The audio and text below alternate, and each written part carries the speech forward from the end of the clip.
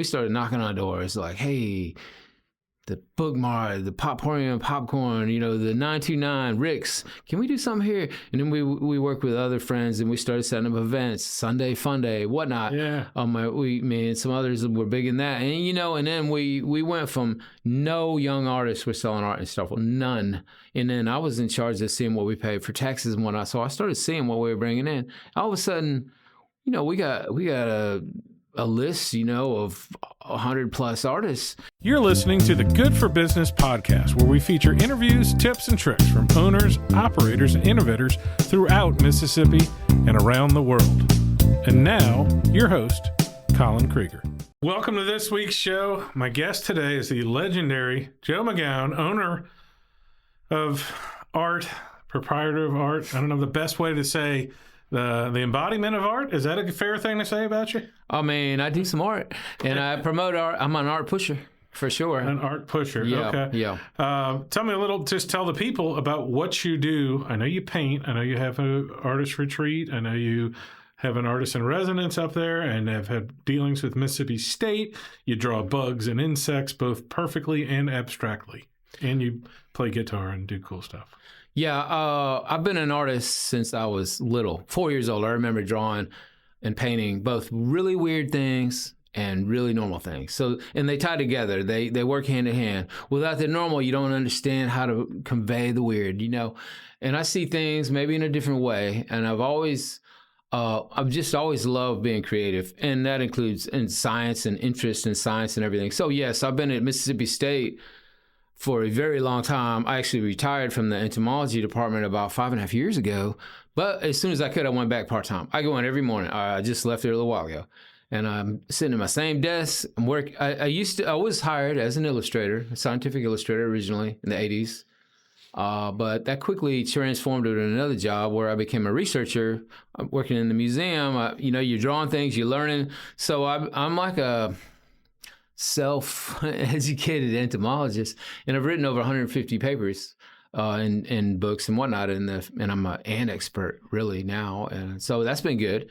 But since I've retired, I've always done a lot of art shows, and my journey has changed a lot over the years, depending on what I need or what I can do or what family's going on. For several years, I was sending a lot of art overseas, internationally. I had art in, I don't know, maybe 75 international shows, group shows. And that was really cool. And I helped bring some people here to the U.S. for some group shows. And that was really interesting, been in some books and whatnot. But when I retired, I had a little more time. It was right around when COVID was hitting.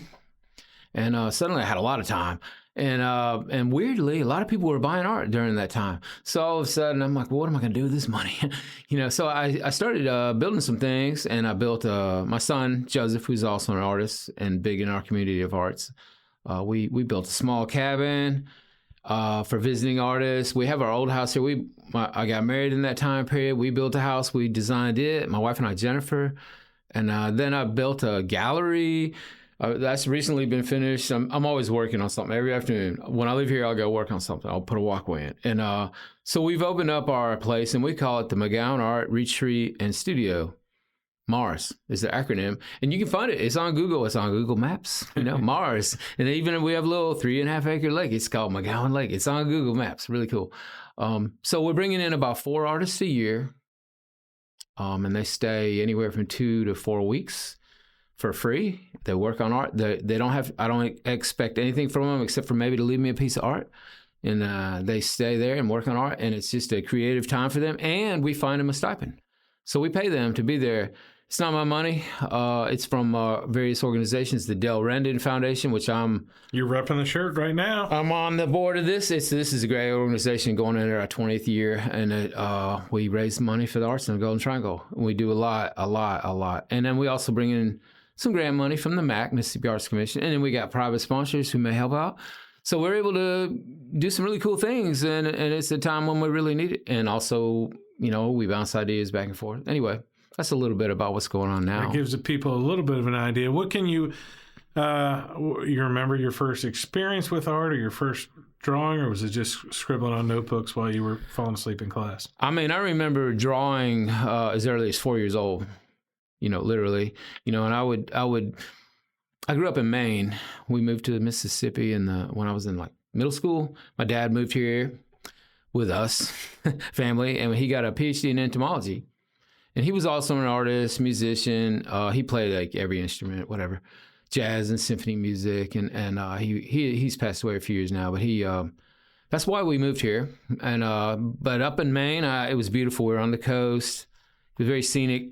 Everybody's an artist in Maine. You can't help it. Yeah. And everybody's weird too. You know, I think one of our neighbors at one town was Stephen King's veterinarian. You know, so but I did a lot of watercolors, you know, up there, and then I'd go out in the field and paint and draw plants and seascapes and lighthouses. But also, I remember as early as 4 or 5 years old looking at things and like I'd see a coffee cup and the handle, I would see it as a face. You know, so very early. Good deal. And so, did you go to Starkville High here, or where? I went to Starkville High. And each year I was there was the first year I think we had an art class. So art 1, 2, and 3. And then by my senior year, I didn't have an art class, so I barely had any classes. So I was a senior assistant a couple of classes. And we had a teacher there named Nell Elam, who's pretty well known in the area. Mm-hmm. And I've seen your illustrations. I don't like to quantify art, but the illustrations are illustrations. Can I consider you an American class illustrator of insects? Oh, yeah, I think that would be fair. My insect illustrations are definitely of a style that you would have seen a couple hundred years ago, and they're done accurately under a microscope. Specimen is under the scope. You know, I'm looking and doing in pieces and draw them, and then it's a whole process, you know. Yeah, I had another professor at State. I think it was microbiology. At least that's what he was teaching that year. And I asked him about you, and he's like, he's the standard, is what he said. He's like, people know who you are, and people in that section or sector would know who you are. And you've done work.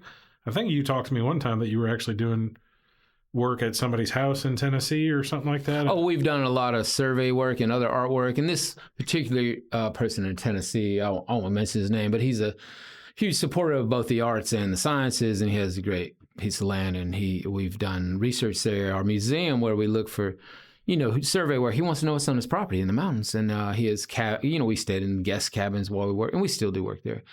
And we found a new species at one point of grasshopper, and a coworker who's now the director of our museum described it, and I did an illustration for this fellow to put on his wall of the original. Side by side, well, I don't know if it is, but he thought he would put it beside an Audubon folio print, you know. So it's really cool. He's a big supporter of both art and science. So yeah, I've done a lot of illustrations over the year, mostly in the last 20 years for myself, because I write a lot of papers and I do a lot of research. Scientific illustration has changed a lot. Now I do less drawings when I do more photographs with a microscope. I've done SEMs, you know, whatever I need to illustrate a point. Could be a combination. I think most people probably don't think of art and science hand in hand together. Can you talk about some of the crossovers in it? Well, in the biological sciences especially, it's very important. You know, when you're studying something visually and trying to make an accurate depiction of it, you know, in a drawing or whatnot, you really can study the structures more than most people do. And that's how I became an entomologist. I have no degree in anything. I went to art school 1 year in Memphis, and due to some rather interesting family issues, which I will not go into, the school ended up not being in the cards, and I just worked. And I got this job, and, you know, I've just constantly, every day I learn something new. It's great. So I have this philosophy that when you know something, you should share it. And so early on, I started making websites for our museum, for study of ants and other things I worked on. And that kind of put me on the radar for a lot of people internationally. I've helped out hundreds of grad students, literally. I don't have a degree, but with their research, you know, and I've been able to be involved with some really cool projects as a result of the sharing of both images and knowledge, you know. It's been really good, rewarding. It ties hand in hand with my other art too. They're hard to separate, you know, looking at science, you know, understanding nature, the chaos of life, the interconnectivity of everything. It's very important to me. And it really is a part of my other art, which is surreal. Some people would call it dark. I don't. If you look under a microscope or if you look under the soil at your feet and you see what's going on, I mean, it's crazy. Everything's eating everything. Everything's parasitizing this, and this. It's really interesting, But so it ties into my art in a big way. I guess so. My other art. Your other art. Yeah, and from a practical standpoint, what if you're saying you're illustrating things for people around the world, and is there a difference between 30 years ago and now? Are they sending you the specimen, or are they sending you detailed photos of them and then you're drawing it? Or? Well, honestly, I rarely illustrate for other people anymore. Early on, I did more side projects for people. Now my scientific illustration is, it's been more research the last number of years. So it's gone more from the art part, the drawing part, to the study part, I guess. So, and then I segued more into the art community, showing art in galleries and whatnot. So, but when I did do things for people, yes, maybe it's something on a slide. It might be the genitalia of a group of tiny moths or flies, and they're dissected and put on a microscope slide, and they send these to you. And to do an accurate depiction of any particular species, you have to understand it. So you have to do a little research there too, and make sure you're getting the characters right. It's very helpful to work with, in those cases, with the scientist who's the specialist, hand in hand, to make sure everything's accurate. You're pretty prolific as an artist as far as producing a number of pieces. Yeah. Is it more of a challenge to, I don't know if you needed to make a living off the art, but I know you've sold a lot of art. I guess it helps having a day job. Is that correct? Well, in the last few years, like I said, I've only been working part-time. For me, I've always done both. I sold my first oil painting, when I was 11. There's been some art is like up and down. It's like a weird roller coaster. Some years, some months, some days are good, times of the year. Most years I've done really well. I would say for a Mississippi artist, and I could live on my art. And that's why I'm able to do what I'm doing with our place. It's turned into a really interesting retreat in a sense, which I don't believe you've been out there. I don't think I have. I think we've seen each other a couple of times. The last time I think we sat down and talked was probably during COVID when Zachars was being rebuilt. You were selling, I think it's a bumblebee something picture or something that I bought, and you were just figuring out the retirement thing of like, I've got this much time in, and it turns out I can retire and go back to work tomorrow. So.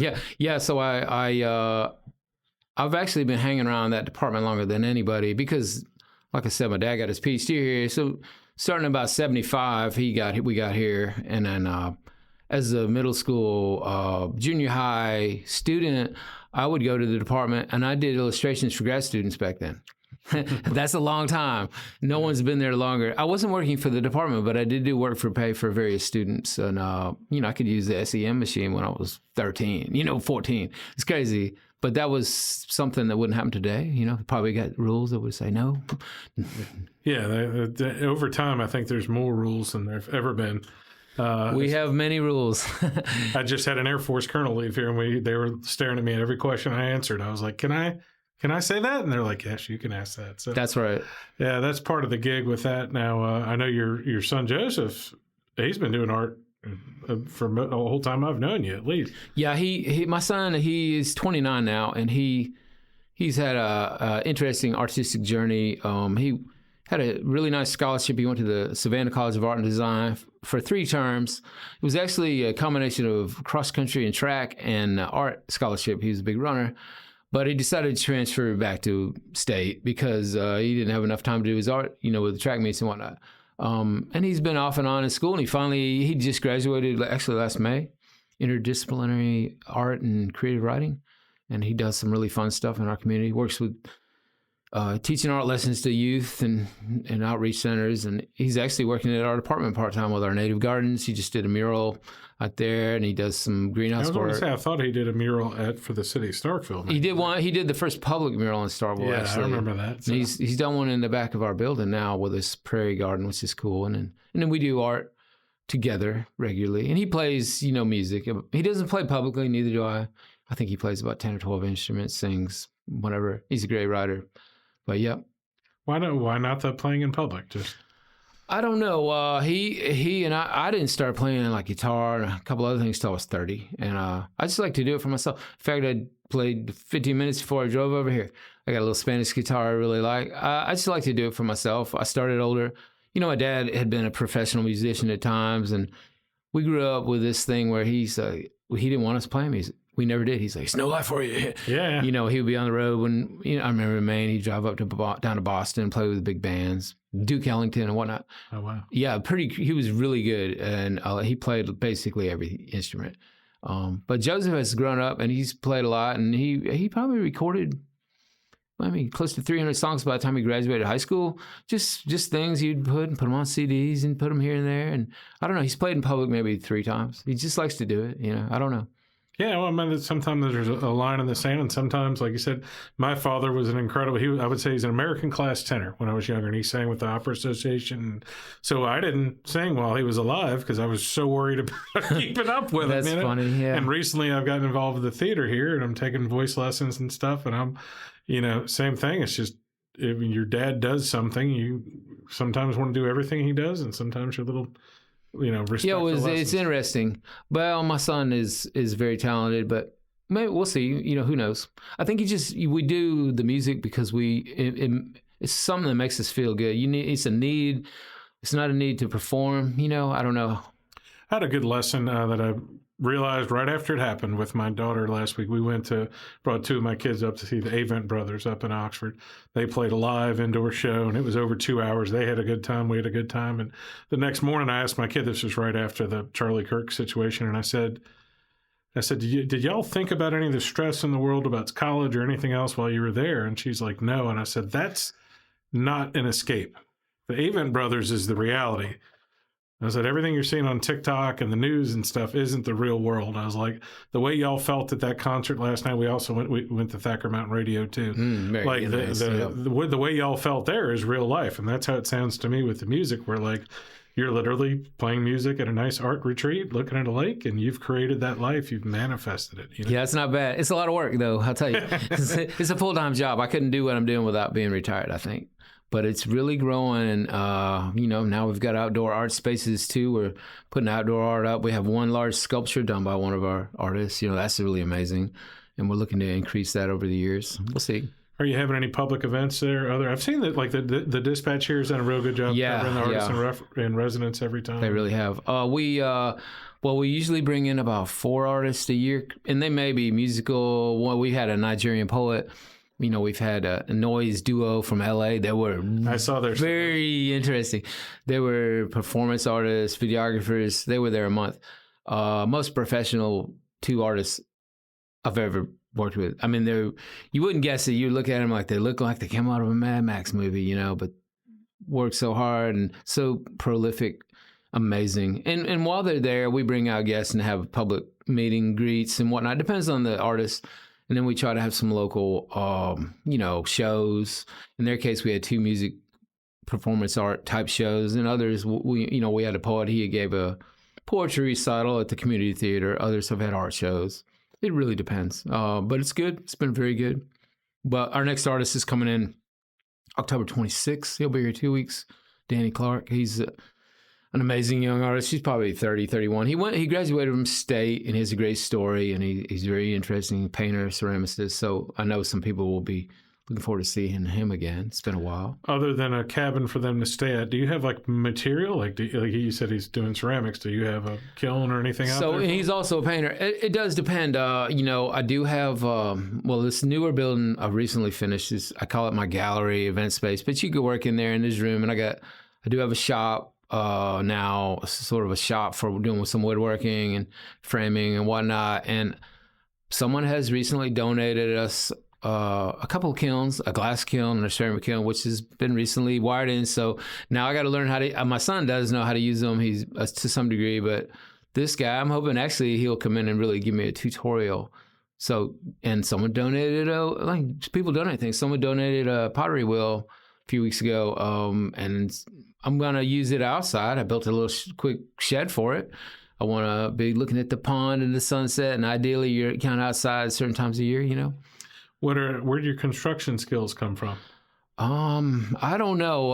I think construction is just an extension of art, designing and whatnot. And grew up really poor, but I used to have fun building forts, and then you just, along the way I help people build things for other people and someone needed something, and then you just learn the first few things you do here and there. You try to work with somebody who's good at it, and then you just over time you learn. It's not that it's pretty basic when you think about it.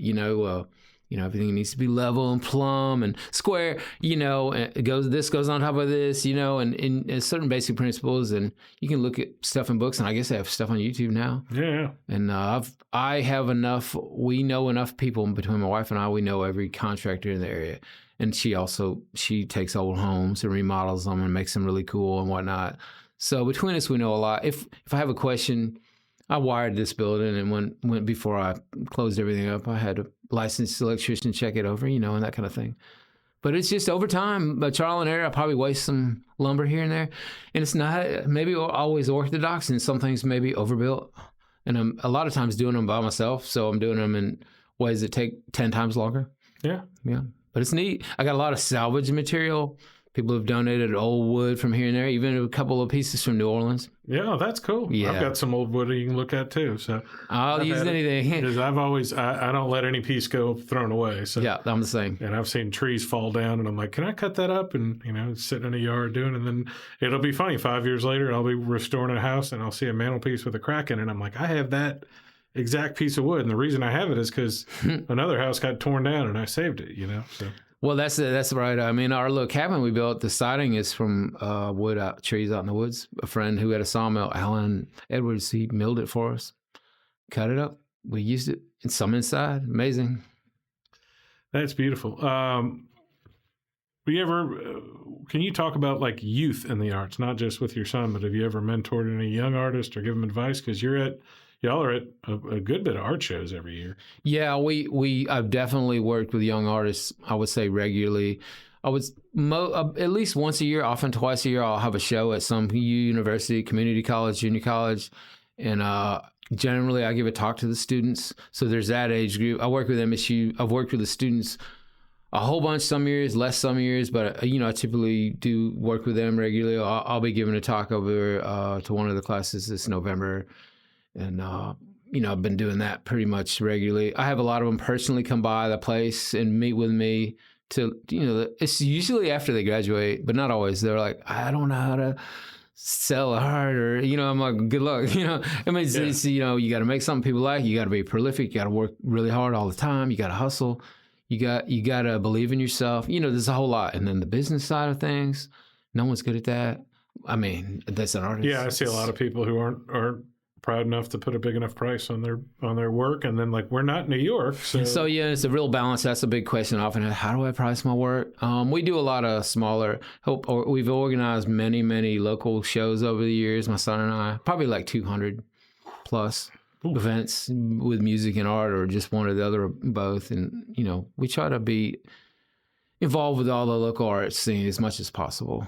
Yeah. Well, I would imagine that's tough, especially for a young artist now, or it's easy for them to get discouraged, because I think, they may think, I can hang stuff up in one show and be okay, which is a lot of people have to go to 20 shows a year and go to Kentucky and go to all these other little shows around and hope that somebody of influence might like their stuff. And that's usually how it works in a bigger city, is somebody kind of famous buys your art. But we have small communities here that are definitely, if I see a piece of art on Ralph Knoll's wall, I'm going to be like, oh, Ralph's got discriminating taste. He has a lot of art. Yeah, he's got, talk about prolific. Yes, indeed. I've been to his place. No, he's got a lot of stuff. I'm going to break on this because last night I posted something on Facebook, and you mentioned you had met Wayne Andrews from the Yakpadaka Arts Council in Oxford. That's easy enough for you to say. Yeah. I practiced it. So yeah. You've run into Wayne before? Oh, we know Wayne pretty well.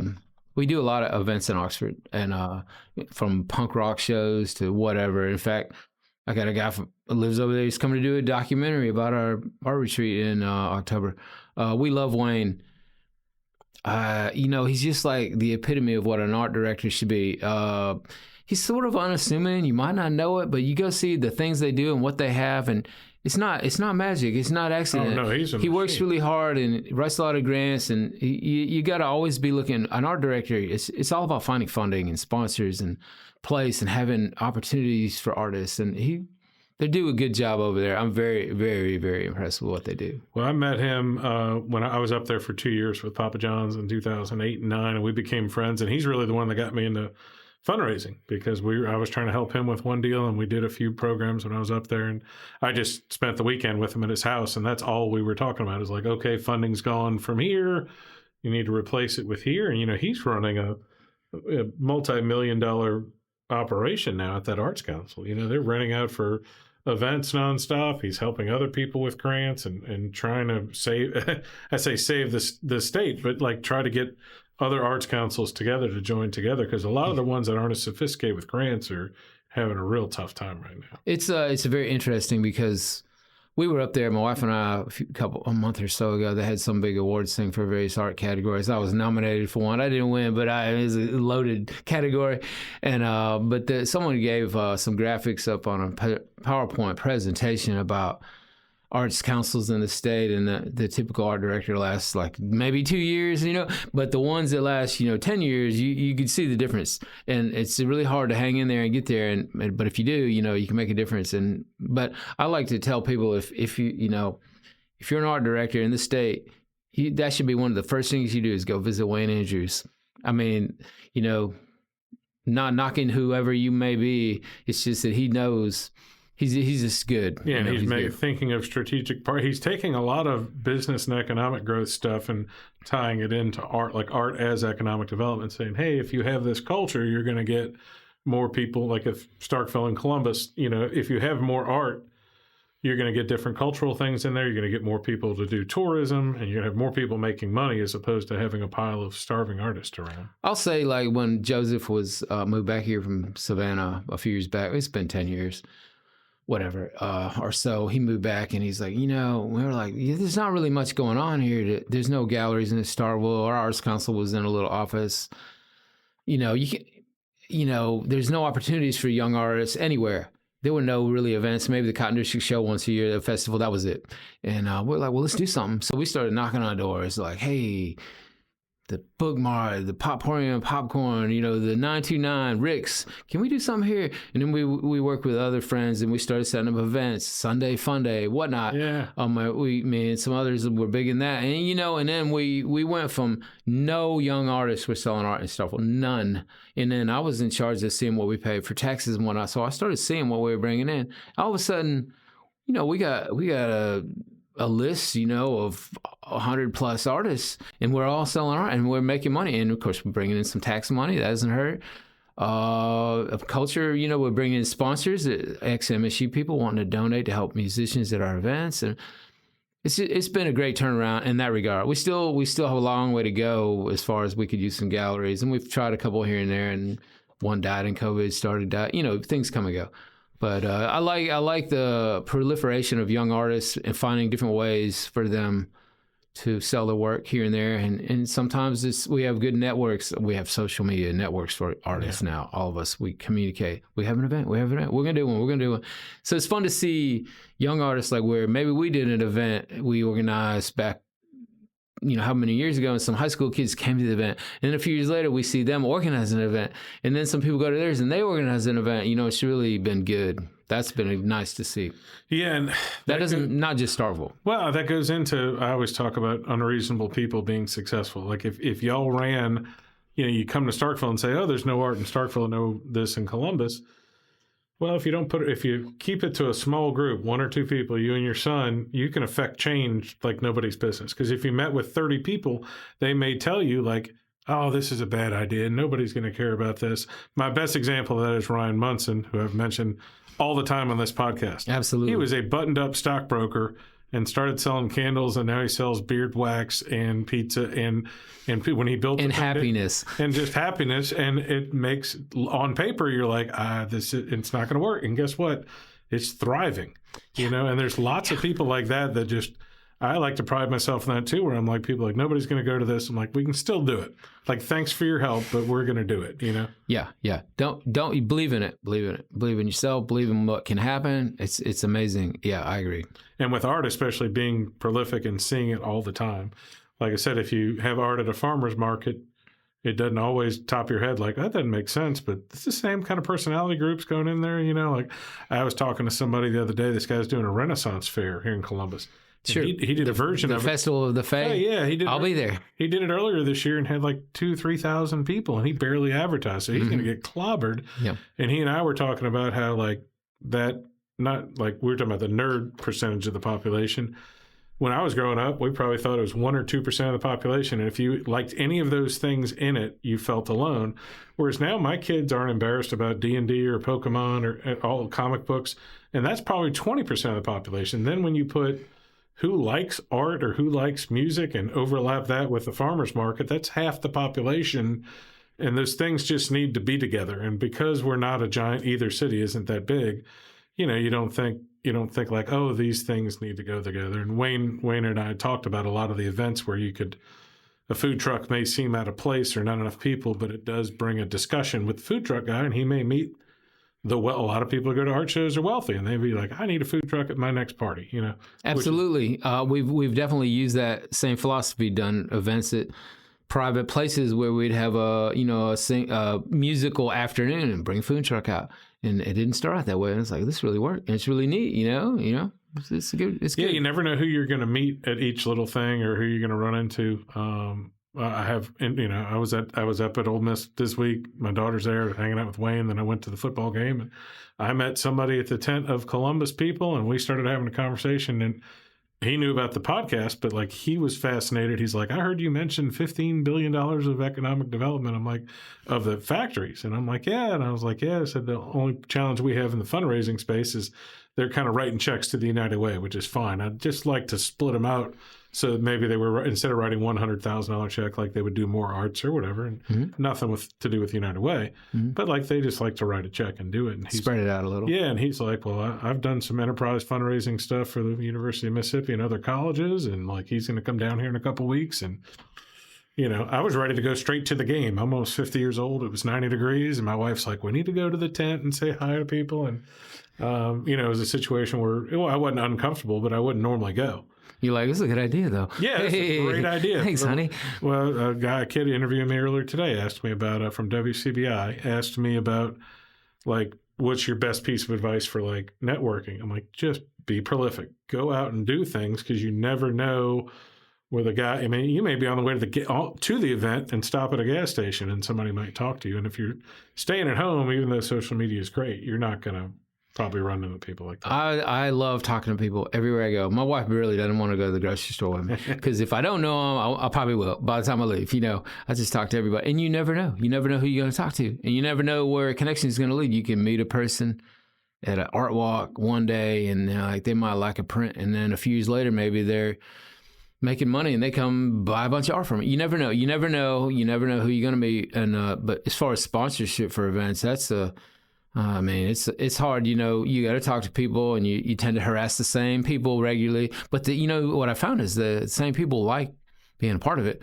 But the biggest thing is meeting people, connecting with them, and then follow through. And appreciation it's very simple. The appreciation's huge, because you and I can both have that energy at the grocery store, come into the room and light up the room, but not and cheer people up and have a good connection there. But the annual fundraiser I help out with that does the best with that is the Humane Society here, St. Patrick's Party Day.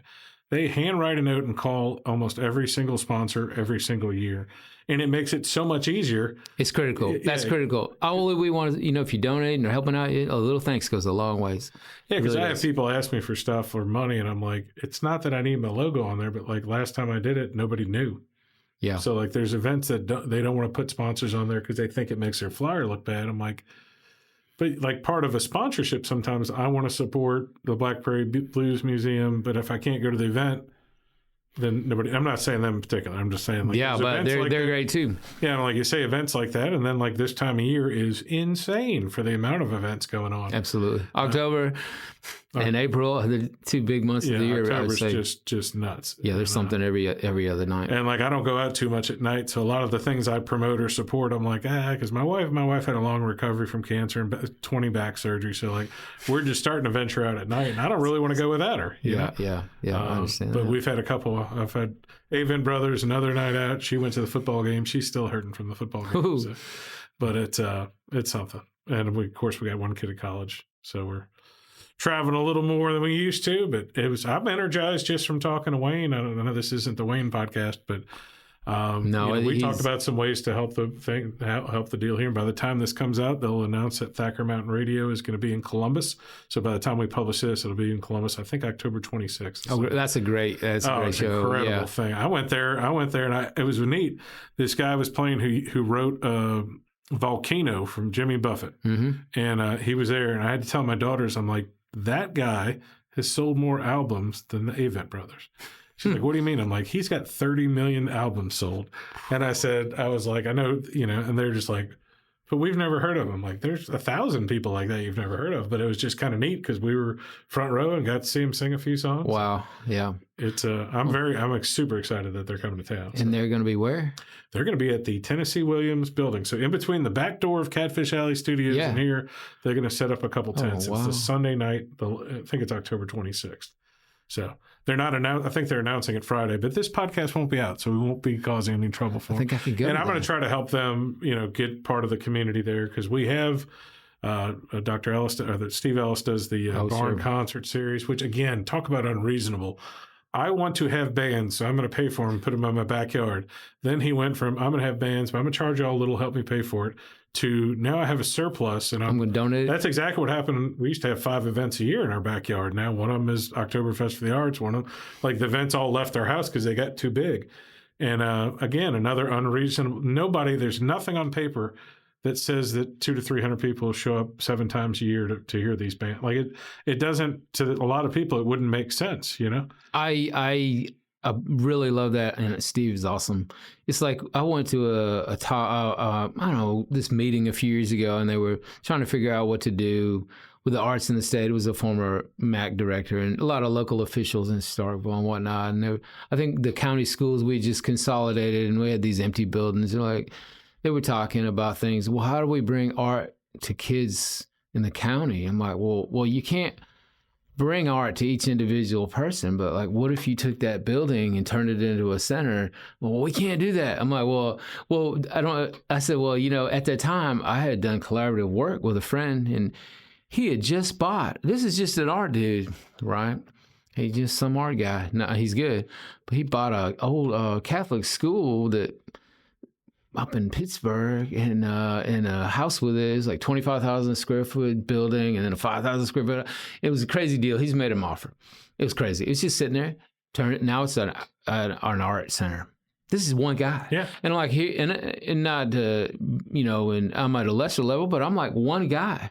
I built buildings in a short amount of time and brought in people from as far as Berlin to stay with us. We're just individuals.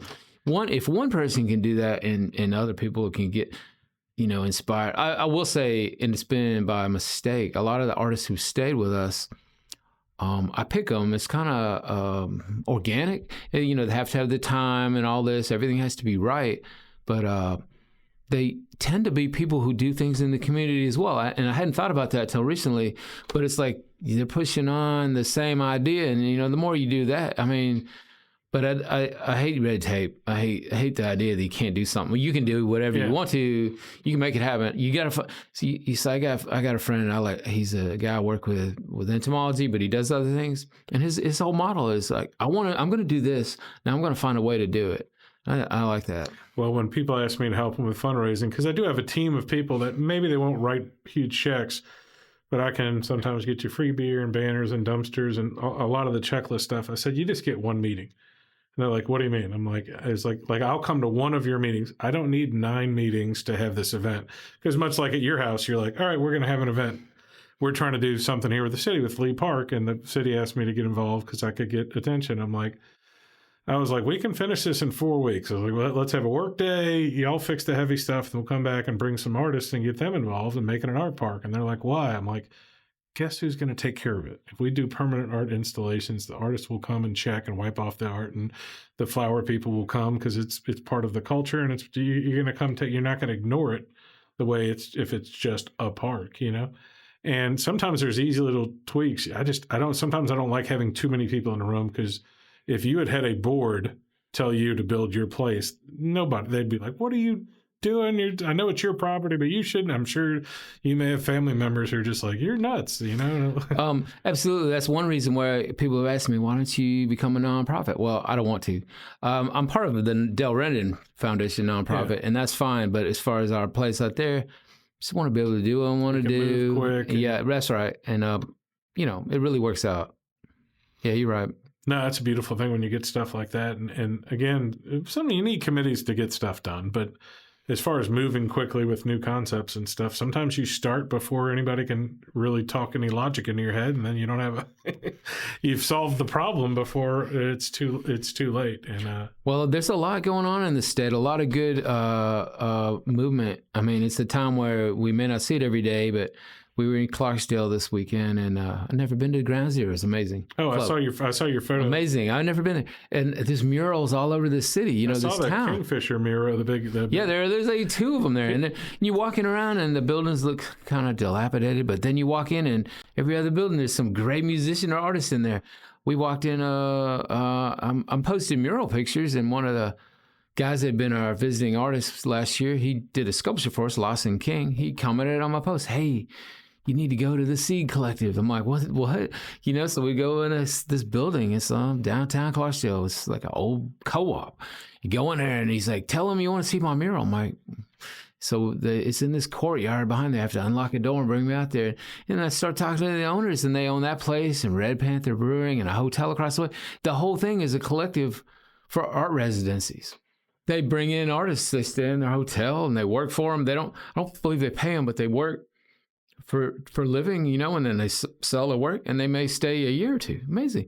And they're doing more and more. They're bringing in grants to beautify and help the trail by the Sunflower River, just one couple, and that's amazing. I'm like, what? You see stuff like that, and you're just like, wow, and it's spider webbing around the state and the South, and you're seeing more and more of that. We have to, because grants and stuff are disappearing. Yeah, the government. Some are getting harder, to get. And I've never been a believer that anybody owes me anything. Not like if we have an arts council, I don't feel like there's no way they're going to make you enough money to live on. You might get $100, $500, a few thousand here and there, but you have to find different ways constantly, and you have to reinvent yourself basically every 6 months these days. Really, things that worked before don't work now. No, and getting the word out. There was a perfect time in history, and probably when I got that bumblebee picture. I'm calling it a bumblebee picture. Sounds good. In 2020 during COVID, when every single human being was on Facebook and every event was on Facebook, and it was easy. And then people who like or don't like the Orange Man jumped off, and then people who like or don't like COVID jumped off, and so now it's back to where it was 25 years ago, where some people are reading the newspaper, some people are watching magazines, and there's 20. It's hard to get everyone to be aware of an event. Yeah, you have to really put it out there everywhere you can think of. And Facebook is still good for me, and all of them are, but they're all just part of it, part of that puzzle. And I like to talk to artists about things like, they were like, I'm only on Instagram. I don't like this or this. I don't like Facebook. I said, you know who does like Facebook though? 6-year-old white male. I said the people who aren't buying your art. That's who likes Facebook. Yeah. But you have to be on every platform you can, and that's a lesson I learned a long time ago from a friend out in California. Put your art everywhere.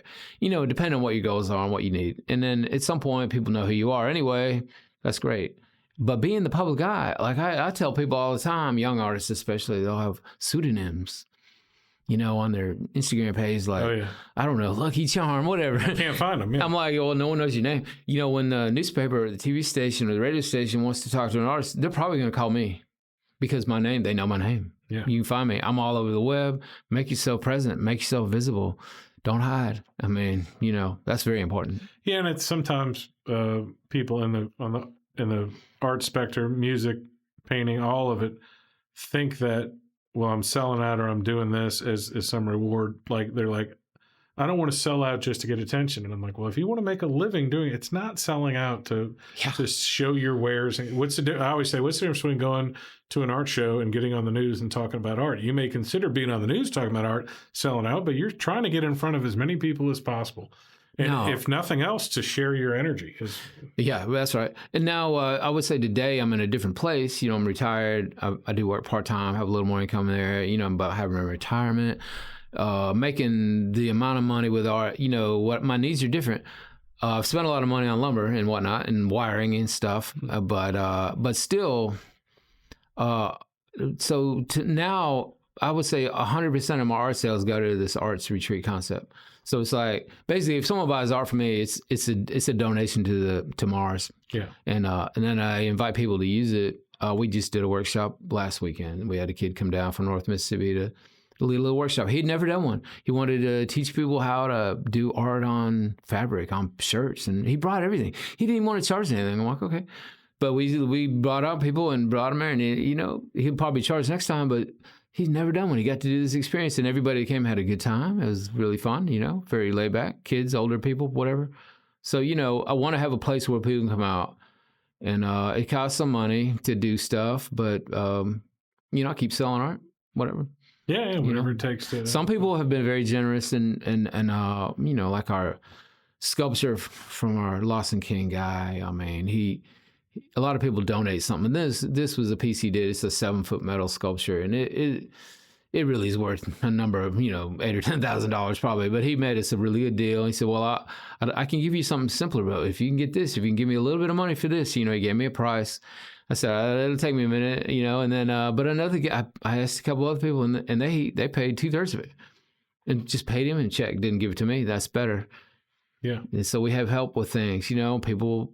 That kind of thing goes a long way. There's a lot of people who are generous to a fault, but they'll be more generous if they can trust you and know your mission, know where you're headed, know that you're not building this to all of a sudden go, okay, now it's $10 to get here every time. Yeah, I'm 100% using the place myself, as well. But anybody else, I mean, we've had multiple kids groups out there this year.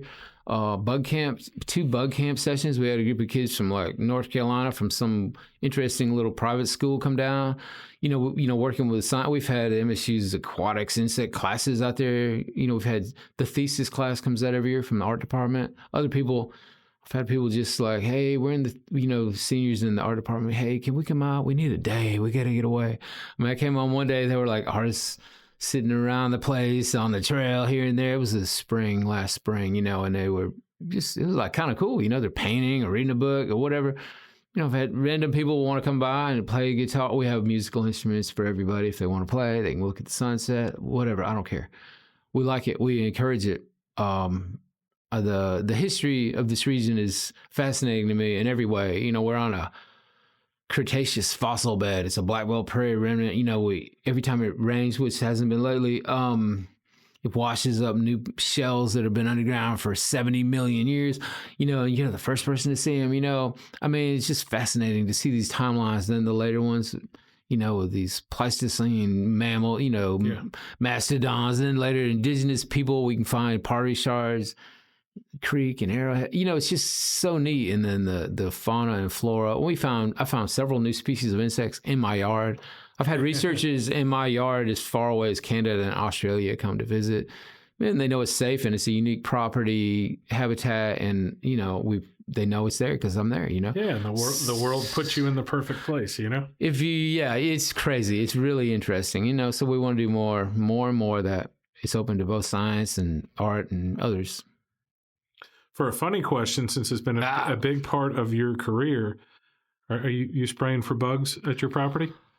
I'm not a big sprayer in general. I'm not like paranoid. I know the process of how pesticides are developed and how long it is and how thorough it is and the safety required and all that. And there are times when I will spray some wasp, like fire ants, for example. I rarely spray anything on fire ants. I have this philosophy where, I'm an ant specialist. I mainly work with taxonomy and what names are and what things are and what invasives are coming in and all. But, I kick, if there's a mound in the grass, I kick it. I disturb it regularly. And eventually it moves to the side. And when it's over to the edge of a tree line in the grass, we're good. You can be this 6 feet tall. I don't care. We form like a loose agreement. Yeah. And as long as, so there's different ways you can deal with things. I don't like, paper wasp right under an entryway. I'll probably take care of those, and I don't do a lot of treatment in our garden or anything. It's more subtle, occasionally. Yeah. Do you have any fear of any spiders or anything like that? No. You got to be cognizant of what's there and know what the likelihood of them hurting you is. Like, we all know about brown recluses and black widows, and basically, if you live in the South, every house over 20 years has brown recluses in the attic, so you may need to do some spraying now and then, or being clean and not having a lot of clutter is very important in that case. Black widows are super common here too. They're usually outside. You just got to pay attention. I saw one yesterday. I picked up my canoe. I was got a little Old Town canoe, and I turned it over, and I was going to go out in the pond and mess with the cypress tree that was leaning. Ate a little staking, and there's a big old black widow female in the back of that. I pushed her out of there, But yeah, they're something. They're pretty shiny. There you go. They might surprise you. No, not really afraid of them. Yeah, I had a black widow jump on me at showing a house in Starkville a few years ago, and I somehow remained calm. I'm not afraid of snakes, but I'm afraid of some wasps. Now, wasp will get you there if you're near their nest. You got to be careful. Be careful. They're aware. They'll pop you. As we wrap up, tell us a few things about the Rendon Foundation and how we can help you all there. Our foundation is. We started it, really, Andrew Rendon, one of the brothers, probably a big ringleader, but and the rest of their family, a number of years ago. Del Rendon was a local artist, singer. He was amazing, and he was a good friend of mine. We all moved here the same time period from New England, the Northeast, and he died about 20 years ago. It was 20 years ago. So we started this foundation. People donated money. It's like, what do you do with it? And then a few years ago, Andrew's like, we need to become a nonprofit, 501c3, whatever. And so we have a board of 7 members and 4 family members and 3 friends, Dave Hood and I, and Lee Graham was in his band. He was a bass player. We bring in money and we use it. There's no overhead. No one gets paid. We use it for the arts in the Golden Triangle. The arts can be, we've given over $100,000 to an MSU Art Scholarship. Anything behind the scenes you can think about, especially in Starkville, that's who reaches out more. But music events, art events, the stipends we give our artists, some of that comes from the Del Rendon Foundation, a big chunk of it, really. And that they work together. People see the activity and they want to donate. Like, this is great. We, are the Art Partners program in Starkville for teaching art to kids. We buy art supplies for the kids to use, and anything you think of. We sponsored this kid last year, a high school kid, to do a movie. He did a full-length feature film, independent film. He just needed a little money. Shoot, that's amazing. It was good. We got to see it. Screened at MSU. Del Rendon, I guess it might have changed. I think it's delrendon.org. But we take, it's tax deductible, obviously. Any kind of donations are welcome, from $5 to $10,000. I mean, we have some big sponsors, and anything in between. Anything you, if you want to reach out, you can contact me or anybody. We're on Facebook, Del Rendon Foundation. I'll put a little note on the podcast right here. So absolutely. And what about you personally? How can they support you or your son with your art or M.A.R.S? If they want to contribute to us directly, just contact us. My email is art@joemcgown.com. I have a website up, joemcgown.com, and there's a tab up there at the top. You can scroll down and see information about M.A.R.S. Our past. You can see a little bio and pictures from past artists. We have a list of some sponsors on there now. It's all on there. My email, my phone number. You can type in McGown Art Retreat. It's all on Google. For better or worse, it's out there. Just feel free to comment. Any Instagram, and if you look Facebook. If you look at pictures, I'll get all that on the podcast here. And if you look at the website, or look at especially the pictures of what you have going on, while you were talking about old wood, I'm going to go dig it up. But I have like an old water pump that's made of wood. Oh, wow. That would be like, that's a good donation. You know what I mean? But like, there's cool stuff like that. Well, that's right. We're looking for, things that could be used for sculptures. We may have some people that do sculpture and come out. We've already had some donations in that regard, and we'll have more, I'm sure. And it makes it better. We got a mural painted by a past artist on one of the walls outside and other places. So the more you do, the more people want to do, and they can come out and be a part of it if they want to. Yeah. There's not someone out there every day, but it's really going in a good direction. Well, good deal, man. It was great talking to you. I'm going to need to come out and see you now. I'm sorry I haven't been out there. So Well, bring a water pump or something.